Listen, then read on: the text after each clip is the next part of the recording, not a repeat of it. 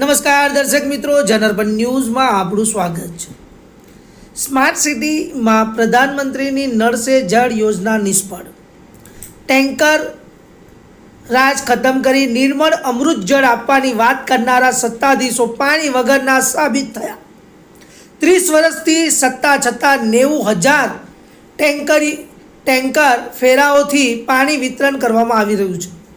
સત્તાધીશો tanker મંજૂર કરવામાં પાણી બતાવે છે, પરંતુ આ પાણી આપવામાં નિષ્ફળ જાય છે। પૂર્વ વિસ્તારમાંથી મેયર, સ્થાયી સમિતિ અધ્યક્ષ, ગુજરાત સરકારના પૂર્વ મંત્રી, છતાં પાણીની વધુ તકલીફ। 200 કરોડની સકાળા સિસ્ટમ નાખ્યા બાદ પણ પાણીની મુશ્કેલીઓ વધી રહી છે। નલ સે જલ કે પછી પબ્લિક જોડે છલ, આ સ્થિતિ અત્યારે આ સરકારની છે।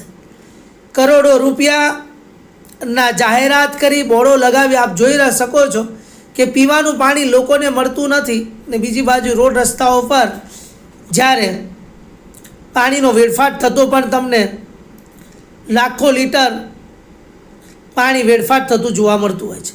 ટેન્કરોથી આધુનિક યુગમાં પાણી પીવા માટે પહોંચાડવું પડે એ કેટલી શરમની બાબત છે।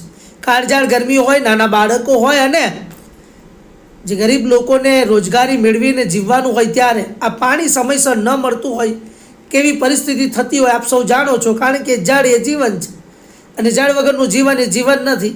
માટે આવા સરકારી જે યોજનાઓ બહાર પાડે છે, જેમાં કરોડો રૂપિયાના ટેન્ડરો પાસ થાય છે, કરોડો રૂપિયાની ગ્રાન્ટો આવે છે, પરંતુ પબ્લિક સુધી પાણી પહોંચતું નથી।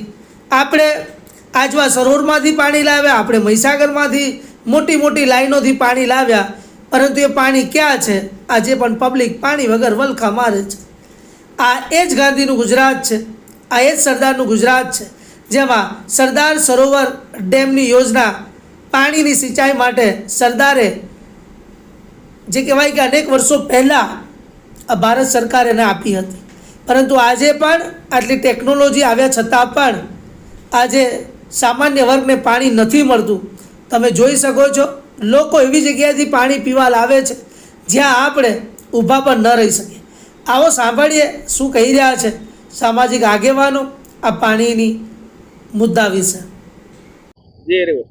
200 કરોડના દાવા કરતી નિર્મળ જળ અમૃત ઘરે ઘરે પહોંચાડવાની દાવા કરતી ભાજપ સરકાર અને અહીંના સત્તાધીશોએ જ્યારે ટેન્કરમાં એનો નંબર પ્લેટ પણ નથી, ટેન્કરના ડ્રાઈવરો પાસે લાઇસન્સની પણ અભાવ છે। જ્યારે ઘરે ઘરે પાણી પહોંચાડવાની વાત હોય ત્યારે આ ઘરે ઘરે જઈને લોકોના સ્વાસ્થ્ય સાથે ચેડા કરી રહ્યા એવું લાગી રહ્યું છે, કેમ કે TDS વાળું અને ક્લોરાઇડ વાળું આમાં કોઈ પણ જાતની પાણીની ચકાસણી નથી થઈ રહી। શાહજીપુરા પાણીની ટાંકીમાંથી ટેન્કરમાં પાણી ભરવા માટે કોઈ માણસની પણ વ્યવસ્થા નથી, જેથી કરીને અહીંયા પાણીનો પણ વેડફાટ થઈ રહ્યો છે। એટલે પાણી અત્યારે ઉનાળાના સમયમાં લોકોને મળી નથી રહ્યું, સાથે સાથે લોકોના સ્વાસ્થ્ય સાથે ચેડા થઈ રહ્યા છે, એ પણ આ દેખાઈ રહ્યું છે। શું નામ છે તમારું? હેરી ઓડ।